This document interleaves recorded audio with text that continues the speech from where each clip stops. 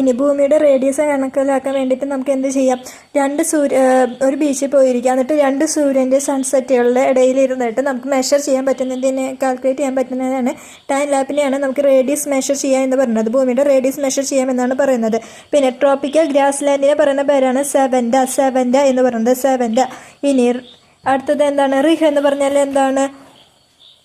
റിൻ എന്ന് പറഞ്ഞാൽ ഒരു വൈറ്റ് സോൾട്ട് ചില സൈഡുകളിൽ ഒരു വൈറ്റ് സോൾട്ട് കവർ ചെയ്യുക ഡ്രൈ സീസണിൽ, അതിനാണ് റിഹ് എന്ന് പറയുന്നത്.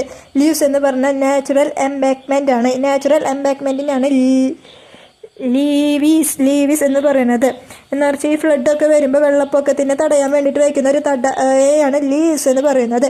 ഇനി ഏറ്റവും കൂടുതൽ ഡ്രൈ ആയിട്ടുള്ള സ്ഥലം എന്ന് പറയുന്നത് ചില്ലാണ്. ഏറ്റവും കൂടുതൽ ഡ്രൈ ആയിട്ടുള്ള സ്ഥലം എന്ന് പറയുന്നത് ചില്ലാണ്. പിന്നെ നോർത്ത് പ്ലേസ് എന്ന് പറയുന്നത് ഹോട്ടസ്റ്റ് പ്ലേസ് ഏതാണ്? ഇൽ അസീസ് ലിബിയ എന്നാണ്. ലിസിസ് അബിയാണ് ഹോട്ടസ്റ്റ് പ്ലേസ് എന്ന് പറഞ്ഞാൽ. ഈ ചില്ല് വളരെ പ്രധാനപ്പെട്ട സ്ഥലമാണ്.